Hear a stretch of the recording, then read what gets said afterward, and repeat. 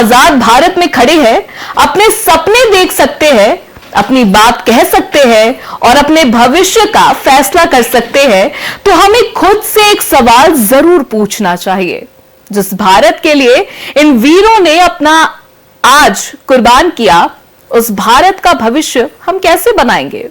और इस सवाल का जवाब सबसे बेहतर कौन दे सकता है?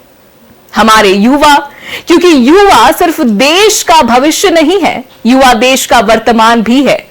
आज जिन हाथों में किताबें हैं, वही हाथ कल देश की दिशा तय करेंगे। जिन आंखों में आज सपने हैं, वही सपने आने वाले भारत की तस्वीर बनाएंगे। आज का युवा तकनीक से जुड़ा है, नए विचारों से जुड़ा है और बदलाव की ताकत रखता है। आजादी के समय हमारे स्वतंत्रता सेनानियों ने एक आजाद भारत का सपना देखा था और आज हमारी जिम्मेदारी है कि हम उस भारत को और बेहतर बनाएं। इसीलिए आज हम सिर्फ इतिहास को याद नहीं करेंगे, आज हम जानेंगे कि आज का युवा अपने भारत को किस नजर से देखता है, उसके लिए आजादी का क्या मतलब है और वो अपने सपनों के भारत को किस तरह देखता है। और इसी सिलसिले में आज हमारे साथ जुड़ चुके हैं एमिटी यूनिवर्सिटी से आयुष गुरुंग और इक्फाई से दृष्टि। तो सबसे पहले आप दोनों का बहुत बहुत स्वागत है। आज आजादी का दिन है और आप भारत के भविष्य है, तो सबसे पहले आपसे जानना चाहूंगी कि आपके लिए आजादी का असली अर्थ क्या है? मैं अपना परिचय देना चाहूँगा।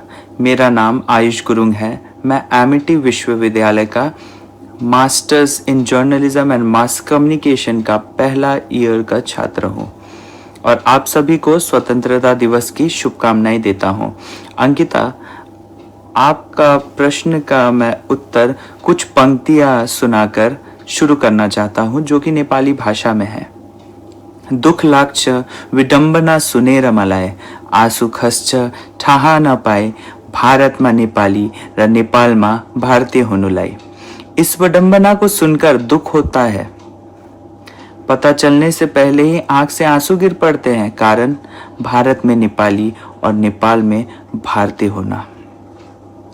आज़ादी के ठीक 5 दिन बाद यानी कि 20 अगस्त को नेपाली भाषा मान्यता दिवस के रूप में हम लोग सेलिब्रेट करते हैं, क्योंकि इसी दिन हमारे भाषा को रिकॉग्निशन मिला था ईयर 1992 में। मोमो खाना सबको पसंद रहता है, किंतु आपको ये ध्यान रखना होगा कि मोमो शब्द से किसी को संबोधित होना उसे पसंद ना आ सके। आपको यह समझना होगा। भारत 15 अगस्त 1947 को आज़ाद हुआ और भारत दूसरी बार तब आज़ाद होगा जब भारत के लोग अपनी सोच से आज़ाद होंगे।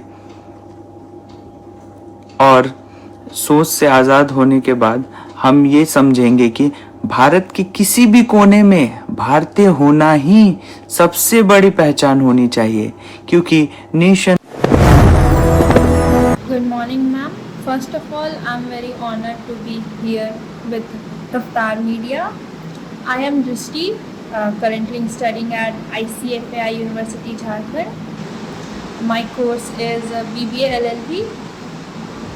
And for the question that you have asked, आज़ादी की असली अर्थ क्या है? मैम, फ्रॉम माई पर्सपेक्टिव, आज़ादी वो होता है जहाँ पर हम खुद से अपना थॉट्स या एक्सप्रेशंस खुद से एक्सप्रेस कर सकते हैं। इक्वल अपॉर्चुनिटी जहाँ हमें मिलती है, लाइक कोई भेदभाव नहीं होता है बिटवीन कास्ट, क्रीड या फिर जेंडर, ना लाइक बड़े में भेदभाव ना छोटे में भेदभाव। लाइक अगर कोई ओबीसी हो या SC ST हो तो, या जनरल हो, या फिर हम लोग रिलीजन ले लें तो उस पर भेदभाव ना हो। अगर कोई हिंदू है उसको ज़्यादा पावर मिलेगा, अगर कोई मुस्लिम है उसको कम पावर मिलेगा, ये नहीं होना चाहिए। और मेरे हिसाब से सबको अपना थॉट्स एक्सप्रेस करने का पूरा हक है। मतलब अपना ओपिनियन गवर्नमेंट के सामने या पब्लिक के सामने, सोसाइटी के सामने रखना is a very important thing. बिना डरे हमें अपना बात रखना चाहिए, सबको बताना चाहिए कि क्या सही है, क्या गलत है, किसका कितना हक है।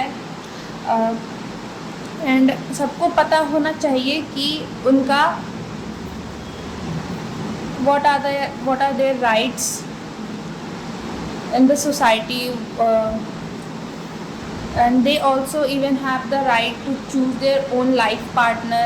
हमें भी हमें सोसाइटी को सोच के सोसाइटी के पर्सपेक्टिव से ये नहीं सोचना चाहिए कि नहीं, अगर वो छोटे घर का है या whatsoever, we can not be a life partner with them. हमें ऐसा थॉट या माइंडसेट नहीं रखना चाहिए।